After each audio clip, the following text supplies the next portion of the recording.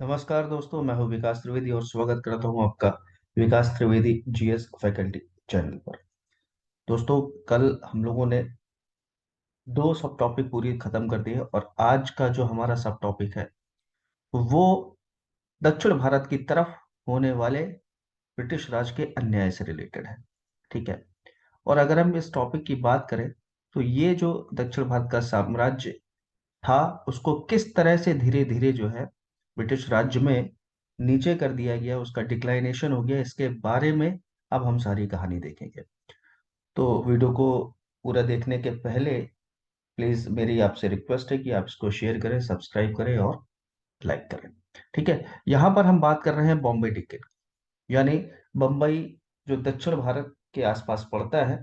ठीक है, वहां पे हम बात करें प्योर दक्षिण भारत में तो नहीं, लेकिन यहाँ डिक्केन का मतलब यही है, दक्षिण। क्योंकि उस समय उत्तर दक्षिण दो चीजें हुआ करती थी, मध्य प्रांत भी हुआ करता था, लेकिन यहाँ पर बात जो आ रही है वो बॉम्बे डिक्केन की आ रही है। अभी तक हम लोगों ने देखा कि ब्रिटिश गवर्नमेंट जो थी, और दोस्तों एक चीज मैं आपको बता दूं कि ये जो आज मैं टॉपिक आपको कवर करूंगा, इस टॉपिक के से रिलेटेड जितने भी आपके क्वेश्चन बनेंगे आपके बोर्ड एग्जाम के लिए वो मैं डिस्क्रिप्शन लिस्ट में डाल दूंगा। और इसी के साथ साथ CUET एग्जाम के लिए कौन से आपके ऑब्जेक्टिव क्वेश्चंस यानी MCQs आपके इंपॉर्टेंट बनेंगे इस चैप्टर को लेकर, वो भी मैं आपको समय समय पे बताता रहूंगा। ठीक है। तो यहाँ पर ये चीजें हम देखते हैं, तो बॉम्बे डिक्केन के बारे में हम लोग बात कर रहे हैं और बॉम्बे डिक्केन में किस तरह से धीरे धीरे ब्रिटिश राज्य का शिकंजा कसता चला गया और वहां पर किस तरह से इस ब्रिटिश राज्य के रेवेन्यू पॉलिसीज के खिलाफ, ठीक है, विरोध हुआ। और उस विरोध का क्या परिणाम देखना पड़ा और कौन कौन सी नई राजस्व प्रणाली यानी रेवेन्यू नीति आई, इन सारी बातों में के बारे में आज हम लोग चर्चा करेंगे। ठीक है। लेकिन ये वाला जो आपका पॉइंट है, ये पॉइंट जनरली आपका शुरू होता है 3.1 से। देखिए यहाँ पर जो चीजें लिखी गई हैं इस वाले पैरा में, इस पैरा में जो चीजें लिखी गई हैं वो रिलेटेड है आपके जो हाई रेवेन्यू की डिमांड थी उससे रिलेटेड। लेकिन उस हाई रेवेन्यू की डिमांड हम सारे लोग जानते हैं कि कितनी जो है, रेवेन्यू की डिमांड कितनी हाई हो चुकी थी और रैयत जो था, आम आदमी जो था, उस रेवेन्यू की डिमांड को मीट आउट नहीं कर पा रहा था, पूरा नहीं कर पा रहा था। लिहाजा किसानों के मन में ब्रिटिश राज के खिलाफ और ब्रिटिश राज के जो चहेते लोग हुआ करते थे, जिसमें मनी लैंडर और आपके साहूकार आते थे, जमींदार आते थे। ठीक है। क्योंकि डायरेक्ट ब्रिटिश राज तो टैक्स वसूलती नहीं थी, जमींदार को बोला जाता था। और जमींदार इस बढ़े हुए टैक्स को जब जबरन वसूला करता था तो उसके लिए जो पैसा आता था उसके लिए लोन कहाँ से लिया जाए या उधार कहाँ से लिया जाए, तो मनी लेंडर के पास जाया जाता था। अब यहाँ पर ये जो अंग्रेजों के एक जो शॉक एब्जॉर्बर थे, जिन्होंने 1857 की क्रांति में शॉक एब्जॉर्बर की भूमिका निभाई, ठीक है, गाज इनके ऊपर गिरने वाली थी दोस्तों। कैसे गिरने वाली थी वो हम 3.1 में कवर करेंगे। इसमें जो टाइटल दिया गया है, अकाउंट बुक आर बर्न्ड, यानी जो बही खाते थे वो जला दिए गए।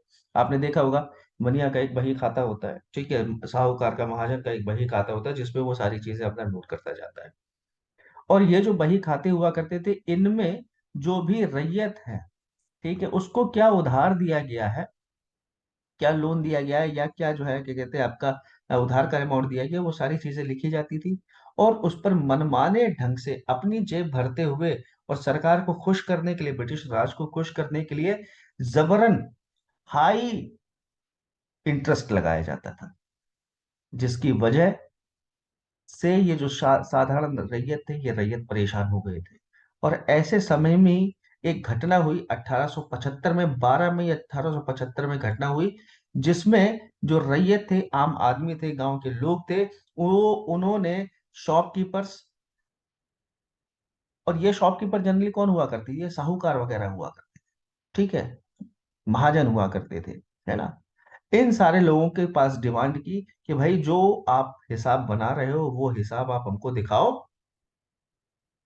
ऐसे समय में ये जो बही खाता थे, जो हिसाब की किताब हुआ करती थी, अकाउंट बुक्स हुआ करती थी, इनको देने से इन साहूकारों ने मना कर दिया। अब जाहिर सी बात है, भूखा नंगा आदमी जो रिक्वेस्ट करता था, आज वो इन साहूकारों के सामने लड़ने के लिए तैयार था। और यही हुआ।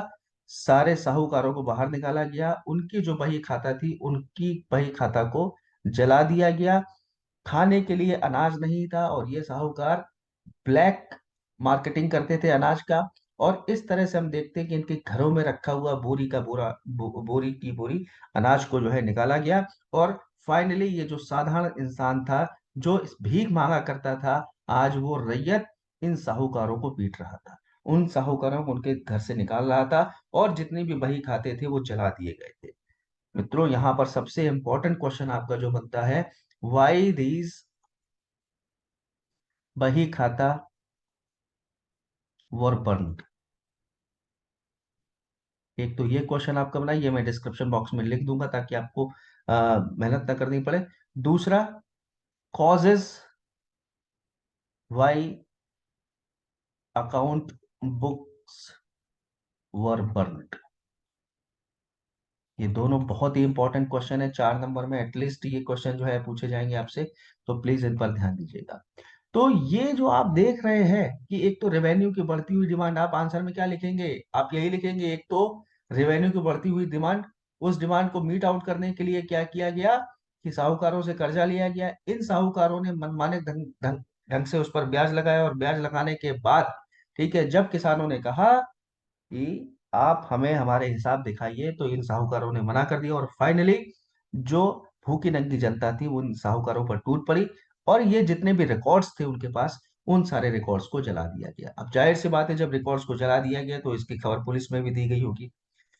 1857 के ऑफिशियल्स, जो ब्रिटिश ऑफिशियल थे, उनके उनको देखने वाले, मतलब वो समय के जो ब्रिटिश ऑफिशियल हैं, उन्होंने जब इन सारी चीजों को देखा, तो वहां पर देखा गया कि थोड़ी ही देर के बाद क्या आ जाती है, गांव में पुलिस आ जाती है। ठीक है।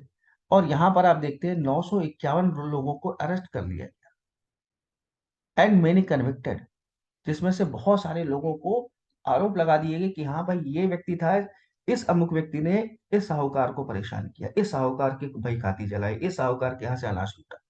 ठीक है। और यहां पर हम देखते हैं कि जब एक बार एक गांव से, ठीक है, और एक गांव से, पूना के इस गांव से जब एक साहूकारों के खिलाफ एक आग भड़की, तो उस आग को शांत करना इतना आसान नहीं था।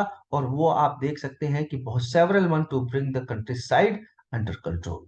ठीक है। उस देहात के आसपास के इलाके को कंट्रोल करना इस अंग्रेजी हुकूमत के लिए बहुत ही मुश्किल हो चुका था, और इसको पूरी तरह से सप्रेस करने में अंग्रेजी हुकूमत को बहुत सारा टाइम लगा। ठीक है। तो यहां पर ये चीज हम देखते हैं। अब अगर हम देखते हैं कि जाहिर सी बात है, ये बही खाते जब जलाए गए, तो इनके जलाने का फर्क तो पड़ा होगा। फर्क क्या पड़ा कि भाई अंग्रेजी हुकूमत जो थी उसने ये वो सोचने के लिए मजबूर हो गई कि आखिरकार ऐसा क्या होगा कि इन रैयतों को जो है लाठी डंडे के साथ साहूकारों के सामने आना पड़ा, क्यों ये इतनी भड़की हुई थी। और जाहिर सी बात है, अंग्रेज जब इस चीज को सोचेंगे तो उनको पता चलेगा कि ओहो, कितनी जो है कि कितनी ऑप्रेसिव टाइप की इनकी नीतियां थी रेवेन्यू को लेकर, जिसकी वजह से आम आदमी जो है एक बागी हो चुका था। और इसीलिए अब जरूरत थी एक नए रेवेन्यू सिस्टम को लाने की, और वो रेवेन्यू सिस्टम था, आगे हम बात करेंगे। मैं अभी आपको बता दे रहा हूँ, ये रैयतवाड़ी बहुत इंपॉर्टेंट क्वेश्चन है। What was ryotwari? ठीक है। Why it was introduced? और दोस्तों मैं आपको बता दूं, आपके सीयूटी के लिए जो इंपॉर्टेंट क्वेश्चन बनता है, वो क्वेश्चन ये बनता है कि रैयतवाड़ी जो प्रथा थी, ये प्रथा कहाँ पर इंट्रोड्यूस की गई और किसने इंट्रोड्यूस की। ठीक है। तो ये प्रथा जो आपकी इंट्रोड्यूस की गई, तो मुनरो और कैप्टन रीड, ठीक है, इन लोगों ने इस प्रथा को, ठीक है, तमिलनाडु के आसपास, बॉम्बे के आसपास, ठीक है, साउथ की तरफ लागू की। तो ये आपका बहुत इंपॉर्टेंट ऑब्जेक्टिव क्वेश्चन बनता है, एमसीक्यू क्वेश्चन बनता है। परमानेंट सेटलमेंट किसने किया? कॉर्नवालिस ने किया। ठीक है। इसी के बाद आप देखें, ये एक और सेटलमेंट हुआ, महालवाड़ी। ठीक है। सबसे ज्यादा जो आपका फ्लॉप शो रहा वो महालवाड़ी का रहा। ठीक है। रैयतवाड़ी पूरी तरह से हर जगह हर इलाके में इसको इंट्रोड्यूस नहीं किया गया, लेकिन रैयत वाले से क्वेश्चन आता है। तो ये सारे क्वेश्चन आपके आपके एकेडमिक्स और साथ साथ आपके सीयूटी एग्जाम के लिए इंपॉर्टेंट है। देखिए ये जो भी सीयूटी के एग्जाम है या जो आपके कंपटीशन के एग्जाम में, वो क्वेश्चन कहाँ से बनाते हैं? इन्हीं सारी किताबों में से बनाते हैं, क्योंकि आपका भी 12th लेवल है। इस वजह से जो क्वेश्चन का क्वेश्चन जो फ्रेमिंग की जाएगी वो बिल्कुल डायरेक्ट आपसे क्वेश्चन पूछा जाएगा, घुमा फिरा के सिविल सर्विसेज की तरह या इस तरह के क्वेश्चन नहीं पूछे जाएंगे। तो बिल्कुल बेफिक्र रहिए, आपको यहाँ पे सिर्फ जो डेटा है वो कलेक्ट करना है। तो ये जो नया रिवेन्यू सिस्टम आता है, ये रिवेन्यू सिस्टम जो है लागू किया जाता है, और इस रिवेन्यू सिस्टम के लागू करने के बाद हम ये देखते हैं कि चीजें कुछ सुधरी, कुछ बिगड़ी, बहुत सारे फर्क पड़े, और ये फर्क क्या थे इसको हम डिस्कस करेंगे अभी। तो नया रिवेन्यू सिस्टम देखते हैं इसमें। A British rule expanded from Bengal to other parts of India, new system of revenue were imposed. जाहिर सी बात है, बंगाल तक अभी तक जो आपका परमानेंट सेटलमेंट था ये सब लिमिटेड था। अब चूंकि धीरे धीरे कंपनी का शासन बढ़ रहा था, कंपनी के शासन का दायरा बढ़ रहा था, तो क्या होता है, नए रेवेन्यू सिस्टम जनरेट करने की आवश्यकता होती है। देखिए यहाँ पर जो इस पैसेज में बताने की कोशिश की गई है, नया रेवेन्यू सिस्टम क्यों बनाया गया, किस बेस पर बनाया गया, और उससे एक निश्चित लगान आती रहे इसके लिए क्या किया गया। अब यहाँ 1810 की हम बात देख रहे हैं। ये जो 1810 है, यानी 19वीं शताब्दी शुरू हो चुकी है। 18वीं शताब्दी में जो एग्रीकल्चर प्रोड्यूस की कीमतें थी, वो प्रोड्यूस की कीमतें काफी कम थी। ठीक है, लेकिन 19वीं शताब्दी में ये जो कीमतें हैं ये बढ़ गई। यानी जब कीमतें कम है तो जाहिर सी बात है रेवेन्यू का जो रेट होगा, वो रेवेन्यू का रेट होगा कम। और जैसे एग्रीकल्चर प्रोड्यूस की कीमतें बनती है बढ़ती है, रेवेन्यू को रेट को बढ़ना चाहिए था। ठीक है, मैं आपको पूरा एग्जिस्ट बता दे रहा हूँ, और जहां पर आपके लिए इंपॉर्टेंट होगी वहां मैं अंडरलाइन आपको कर दूंगा। तो ये रेवेन्यू बढ़ना चाहिए था जब कीमतें बढ़ रही हैं। लेकिन जो भी बंदोबस्त किए गए थे, यानी परमानेंट सेटलमेंट में जो किया गया था, जो बॉन्ड्स बनाए गए थे, उन बॉन्ड्स में ऐसा कुछ नहीं लिखा था कि किसी समय अगर प्रोड्यूसर्स की कीमतें बढ़ जाए और एक्स्ट्रा अगर जो है जमींदार की इनकम हो जाए, ठीक है, या जो लैंड ओनर है उसकी इनकम हो जाए, तो उस बढ़ी हुई इनकम पर, जो इंक्रीज्ड इनकम है, उस पर भी एक्स्ट्रा टैक्स लगा दिया जाए। आज सरकार क्या करती है भाई, जो हाई नेटवर्थ इंडिविजुअल है उनको 30% का टैक्स देना ही पड़ता है, और साथ साथ 10% का सेस भी लगा देती है। देखिए ये बहुत इंपॉर्टेंट है। सेस क्या होता है? सेस एक ऐसा टैक्स होता है जो किसी स्पेशल पर्पज को मीट आउट करने के लिए टैक्स के ऊपर लगाया जाता है, स्पेशल पर्पज को। देखो ये इकोनॉमिक्स का क्वेश्चन है, ये भी आपसे पूछा जा रहा है, क्योंकि यहाँ पर जो इतिहास तो चल रहा है लेकिन इसमें इकोनॉमी की बात चल रही है, ब्रिटिश राज के इकोनॉमी की बात चल रही है। ठीक है, तो सेस आप ध्यान कर लीजिए कि सेस क्या होता है। इकोनॉमिक्स जब मैं आपको पढ़ाऊंगा तो उसमें सेस क्या होता है, लेवी क्या होता है, ठीक है, उसके बाद सरचार्ज क्या होता है, विंडफॉल टैक्स क्या होता है। आजकल ये बड़ा फैशन में चल रहा, हो सकता है आपके एग्जाम में पूछ लिया जाए, तो ये सारी चीजें आपसे पूछी जाएंगी। तो यहाँ पर हम ये देखते हैं कि जब कीमतें बढ़ने लगी और परमानेंट सेटल में उन बड़ी कीमतों पर टैक्स नहीं लगा सकते थे, इसके लिए जब अंग्रेजी हुकूमत ने सोचा कि भाई क्या किया जाए, तो पहली बात तो यहाँ पर यह हुआ कि जो प्राइसेस थी, उन प्राइसेस पर एक्स्ट्रा टैक्स कैसे लगाया जाए। इसके लिए इन अंग्रेजों ने क्या सोचा कि ये अंग्रेज जिस जिस पढ़ाई को करके आए थे, उनमें एक आइडिया इकोनॉमिक्स की आया करती थी, रिकार्डियन की।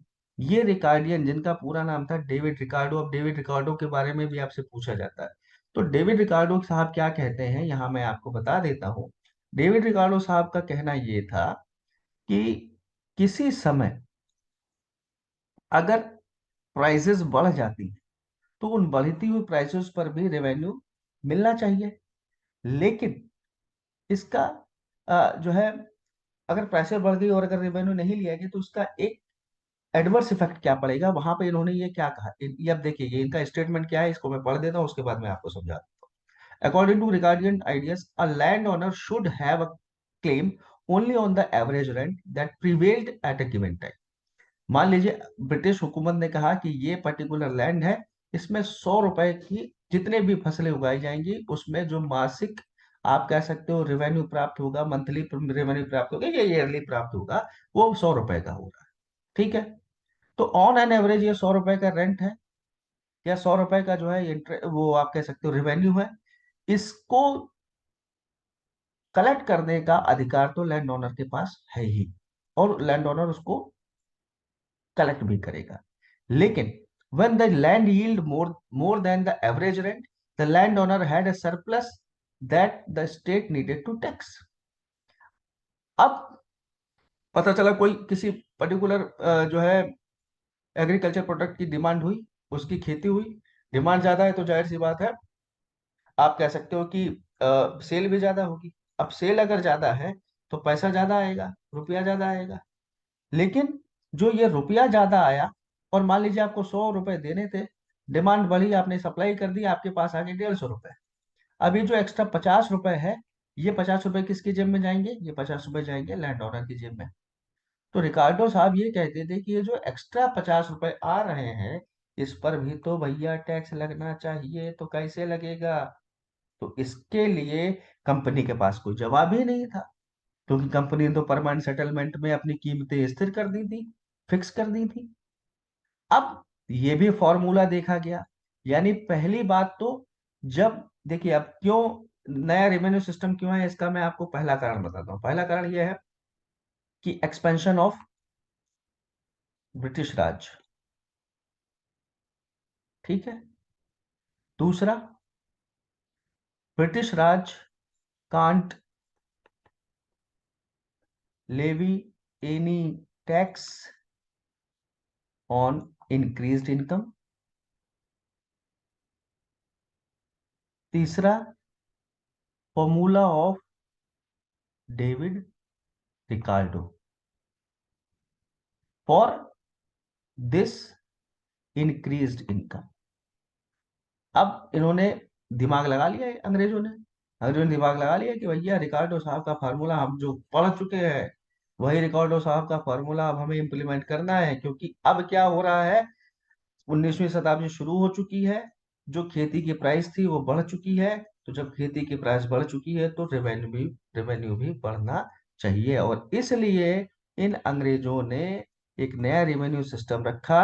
और उन्होंने कहा कि ये जो जमींदार है ना, खत्म करो इसकी व्यवस्था। क्योंकि जमींदारों, लैंड ओनर क्या है? लैंड ओनर जमींदार ही तो है। ये जमींदार क्या कर रहे हैं? अपनी जेबें भर रहे हैं।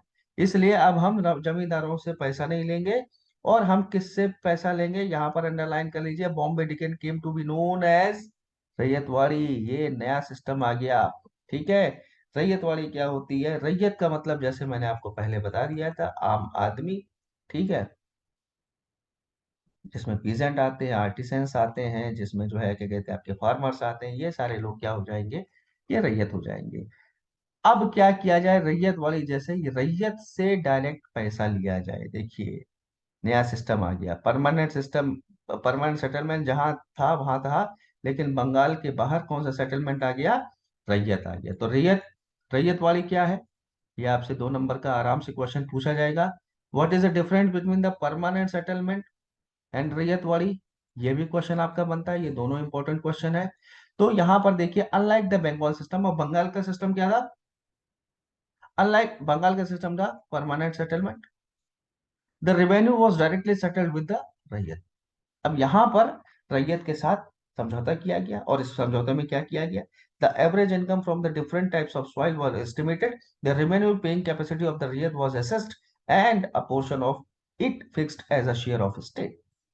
सारी जमीनों की नपवाई हुई, कौन कौन सी फसल यहाँ पैदा होती है, ऑन एन एवरेज कितनी पैदा होती है, और उसका रेट, उसकी कीमत कितनी होती है, ये सारी चीज डिसाइड की गई। और एक रेवेन्यू लगा लिया गया कि हाँ, हर रैयत कितना पैसा दे पाएगा।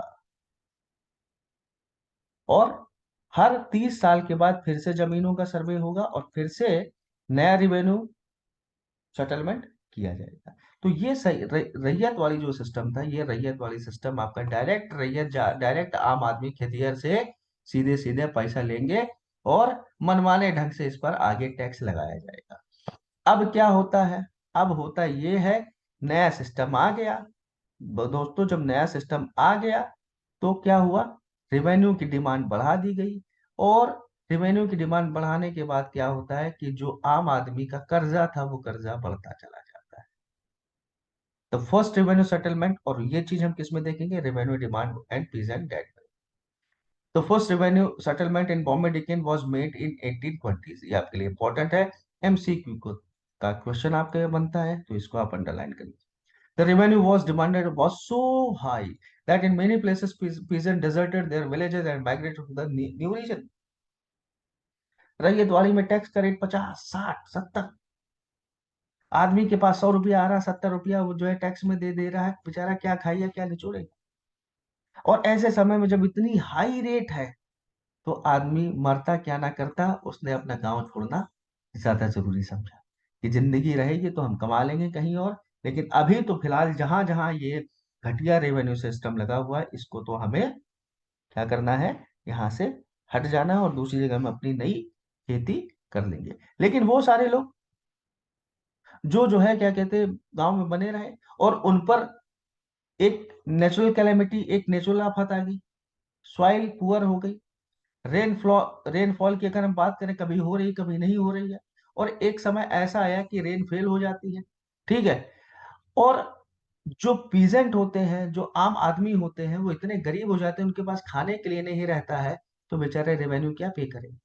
However the collectors in charge of, देखिए यहाँ पर अमरीश पुरी टाइप के जो है लोग आ गए।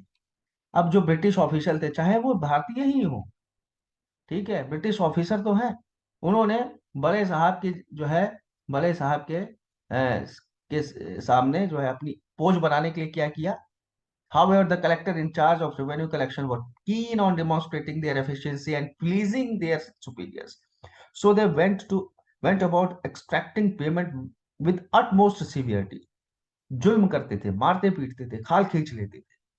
और जब जो है आदमी जो है मार से बेहाल हो जाता था, तो क्या करते थे, जबरदस्ती रेवेन्यू जितना है उतना लिया, उसकी जमीन जो है जब्त कर ली। एक आम आदमी जिसके पास खाने के लिए नहीं है, जबरदस्ती उससे रेवेन्यू वसूल किया गया, और उसके बाद उसको मारकर फेंक दिया गया, उसकी जमीन को हड़प लिया गया।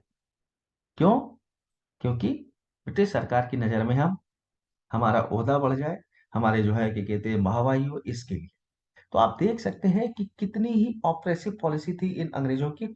और इन नए रेवेन्यू कलेक्शन से धीरे धीरे प्रॉब्लम बढ़ती ही चली जा रही थी, किसी भी तरह से ये प्रॉब्लम कम नहीं हो रही थी। आगे हम देखते हैं 1832 के आसपास की हम बात करते हैं। The prices of agriculture products fail sharply and did not recover for over a decade, यानी 1830 ऑनवर्ड्स की अगर हम बात करें, और लगभग 1845 के आसपास की अगर हम बात करें, तो जो खेती थी वो खेती बिल्कुल बर्बाद हो चुकी, बर्बादी के कगार पे थी कहीं तो ऐसे समय में क्या होता है, this mean a further decline in peasants income. जाहिर सी बात है भाई, खाने के लिए हो नहीं रहा, सूखा अलग पड़ रहा, बारिश हो नहीं रही है, ठीक है, और उसके ऊपर एग्रीकल्चर में जो प्रोड्यूस होता है उनकी कीमतें कम हो गई, करेला और ऊपर से नीम चढ़ा हुआ, डेट हाई, और उसके बाद मौसम भी साथ नहीं दे रहा। लिहाजा क्या होता है, the countryside was devastated by a famine that struck in the year of 1832-34। इसको आप नोट कर लीजिए, ये एमसीक्यू के रूप में आपका क्वेश्चन एकेडमिक्स में पूछा जाएगा कि सीवियर फेमिन 1832 में ये जो आई, ये इसका परिणाम क्या हुआ और कब आई, जिसमें 1/3 of the cattle of the Deccan were killed and half of human population died. Those who survived had no agriculture stock to see them through the crisis. Unpaid balance of revenue mounted. कीमतें आसमान छू रही थी, ऊपर से प्रकृति का प्रकोप हो रहा था, जानवर मर रहे थे, सूखा भयंकर था।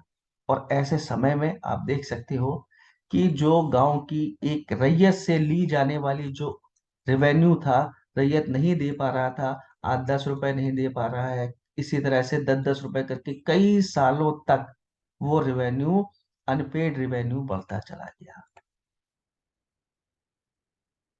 आप सोचिए कि कितनी खराब स्थिति रही होगी, सोच कर भी जो है कितने रूह कांप जाती है कि एक आदमी जो अन्नदाता है, उसको किस तरह से परेशान किया जा रहा है।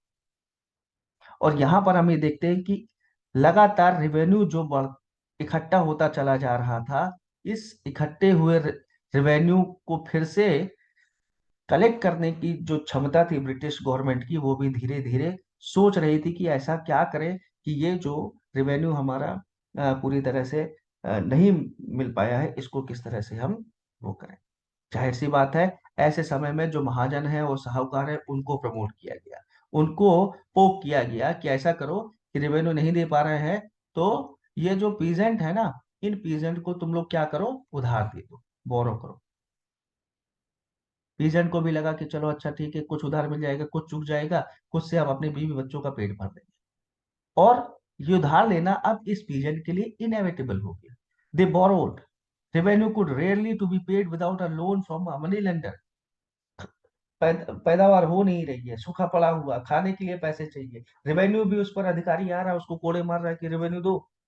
और इसके लिए साहूकार का लोग मुंह देखने लगे, और जो है मनमानी कीमतों पर ये जो है साहूकार जो होते थे, ये क्या करते थे, लोन देते थे।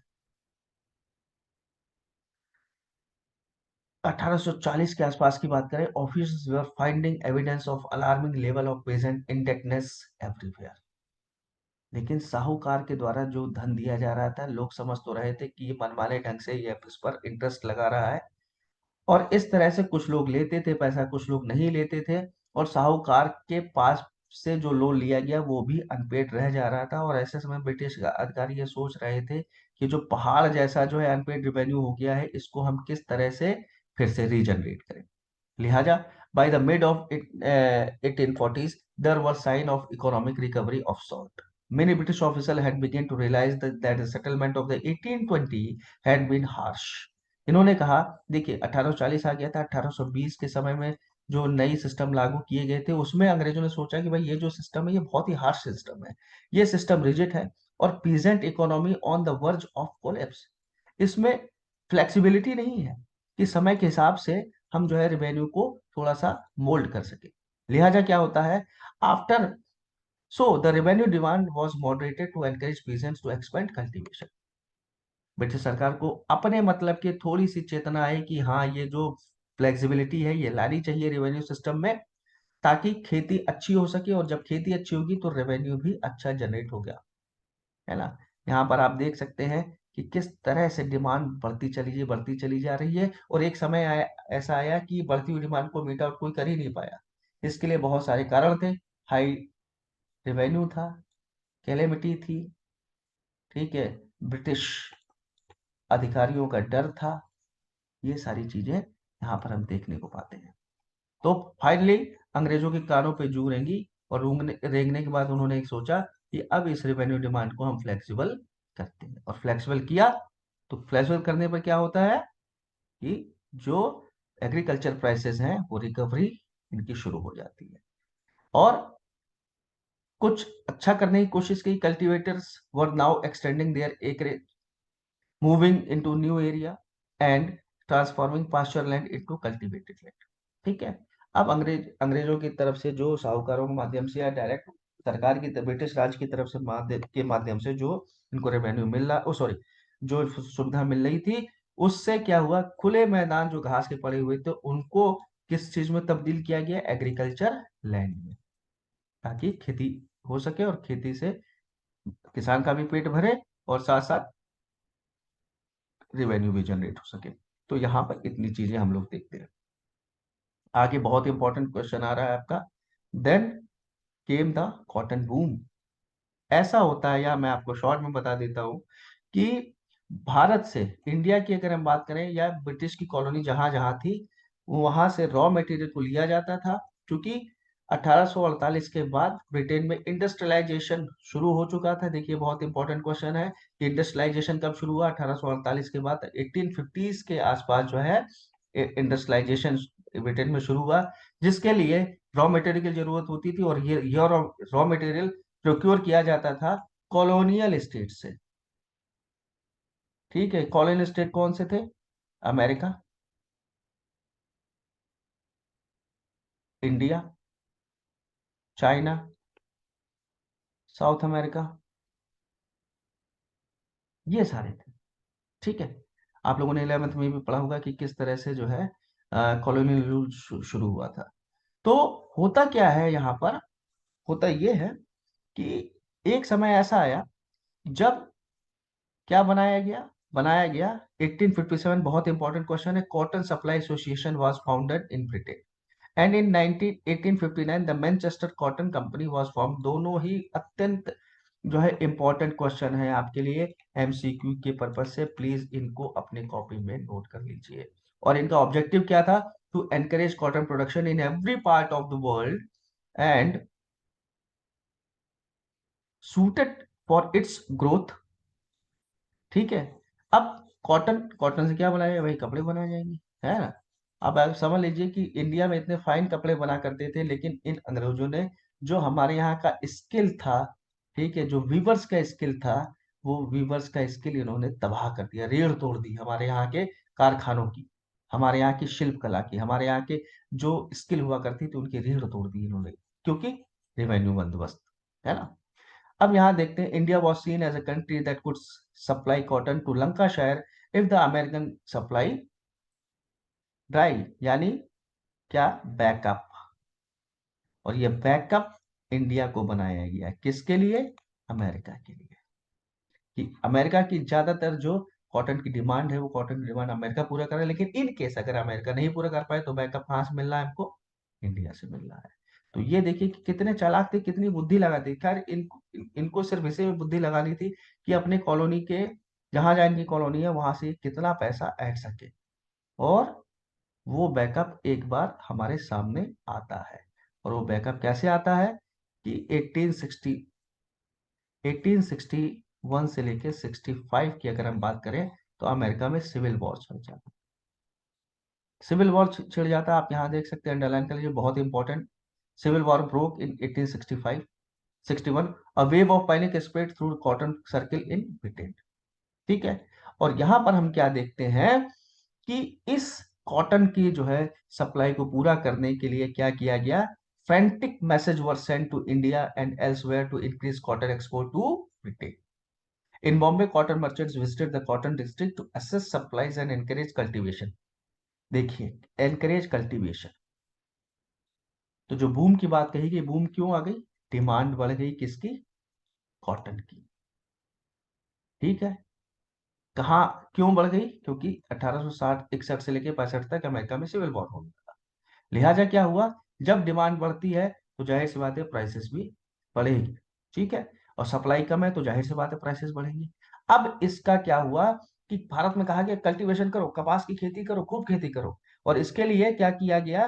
जो साहूकार थे, साहूकारों को निर्देश दिए गए कि एक्सटेंड करो क्रेडिट। रूरल मनी लेंडर को बोला गया कि बुला बुला के जो है किसानों को कर्जा दो। डिमांड हाई है कॉटन की, अच्छी कीमतें मिलेंगी, तुम्हारा कर्जा भी जो है समाप्त, तुम्हारा जो कर्जा है वो रिपे हो जाएगा। ठीक है। किसानों को भी फायदा मिलेगा, और जैसे किसानों को फायदा मिलता है हम इस पर टैक्स लगा देंगे। यानी एक तीर से दो निशाने। कैसे? पहले तो साहूकारों, मनी लेंडर्स को बोल दिया गया कि आप क्या करो? लोन बांटो। लोन से एग्रीकल्चर प्रोड्यूस होगी। क्यों? क्योंकि रैयत जो है उसके पास क्या आ जाएगा? पैसा आ जाएगा। और रैयत ने ये कॉटन बेच दिया। कॉटन बेच के पास, रैयत के पास जो पैसा आया उस पर धर दिया जाएगा टैक्स। खत्म बात। कॉटन की सप्लाई उधर ब्रिटेन में पूरी हो रही है, और इधर हम क्या देख रहे हैं? टैक्स भी वसूला जा रहा है। तो यहाँ पर हम देख सकते हैं कि एक तीर से दो निशाने साधे गए। तो बुला बुला के भाई टैक्स दिया, ओ सॉरी, लोन दिया जाने लगा। यहाँ पर हम ये देखते हैं, देख रहे हैं आप चित्र में कि कितने भयंकर रूप से जो है कॉटन की डिमांड बढ़ी है, और किसान भी खुश है। 3 3 4 सालों के लिए उसको क्या मालूम था कि 4 दिन की चांदनी फिर अंधेरी रात, है ना। तो यहाँ पर आप देख सकते हो कि साहूकारों को बोला गया 100 रुपए, 150 रुपए जो देना है वो दे दो। और देने के बाद क्या होगा कि आपका क्या होता है? आपका लोन भी चुक जाएगा, किसानों के पास पैसा भी जाएगा। While the American crisis continued, cotton production in the Bombay Deccan expanded. ठीक है। Between 1816 and 1864 cotton acreage double. 1862 over 90% of the cotton imports in Britain were coming from India। अब देखिए 90% कॉटन कहाँ से आ रहा है? इंडिया से आ रहा है। तो जाहिर सी बात है इंडिया के उस समय किसानों की भी चाहती, साहूकार की भी चाहती, और रेवेन्यू लगाकर ब्रिटेन की भी चाहती। ठीक है। But these booms years did not bring prosperity to all cotton producers. Some rich peasants did gain, but large for the large majority, cotton expansion means heavier debt. वही जो मैंने बताया, जैसे ही पैसा ज्यादा आया, रेवेन्यू ज्यादा, तो बड़े किसान तो झेल गए, लेकिन छोटे किसान क्या होंगे? छोटे किसान बेचारे दब जाएंगे। और ऐसे समय में क्या होता है कि 65 में जब कीमतें घटती हैं, तो घटती जैसी कीमतें घटती है किसकी? कॉटन की, क्योंकि डिमांड कम। डिमांड क्यों क्यों? क्योंकि सिविल वॉर खत्म। सिविल वॉर जैसे खत्म, आपकी डिमांड खत्म, तो जाहिर सी बात है, जब डिमांड खत्म और सप्लाई ज्यादा है, तो इकोनॉमिक्स का प्रिंसिपल है, आपकी जो प्राइसेस हैं वो नीचे आ जाएंगे। यहाँ पर वही होता है 1865 के आसपास। ये जो सपना लोग देख रहे थे कि अच्छा, भारत के लोग, किसानों को थोड़ी सी जो राहत मिल रही थी, वो सपना कि जो है कहते हैं, अगर ऐसी राहत मिलती रही तो हम अपने बच्चों की अच्छी पढ़ाई कर सकेंगे, लिखाई कर सकेंगे, परिवार के लिए कुछ कर सकेंगे। ये क्या होता है? ये धीरे धीरे सपना टूट जाता है, क्योंकि सिविल वॉर एंड हो गया। अब कॉटन की सप्लाई कहाँ से होने वाली है दोस्तों? अब वो होने वाली है अमेरिका से। और अमेरिका से जैसे ही कॉटन की सप्लाई होती है, यहाँ पर कीमतें कम, तो लोग ये कहते हैं कि अब जो कॉटन है उसकी खेती नहीं करेंगे, अब जो ट्रेडिशनल हमारी धान गेहूं की खेती है वो करेंगे। और जैसी धान गेहूं की खेती के लिए लोग देखते हैं और कॉटन की मांग कम हो गई है, ये जो साहूकार थे, इन्होंने क्या किया? जो लोन दे रहे थे, क्रेडिट दे रहे थे, उसको क्या कर लिया? स्क्वीज कर लिया, यानी सिकोड़ लिया। ठीक है। और एक समय ऐसा था जब जो है क्या कहते हैं, रैयत को बुला बुला के क्रेडिट दिए जाते थे, लोन दिए जाते थे। अब अगर वही रैयत क्या है, वही साधारण आदमी, ठीक है, लोन लेने जाता था, तो ये किसान, सॉरी, ये साहूकार क्या करते थे? मुंह फेर लेते थे। और ऐसे समय में ही ये जो रैयत थे, इनको क्या हुआ? Experience of injustice. तो दोस्तों, आज के लिए हम इतना ही रखते हैं। कल जो नया वीडियो हम डालेंगे उसमें एक्सपीरियंस ऑफ इनजस्टिस, इसके बारे में पढ़ेंगे। तो आज के लिए इतना ही।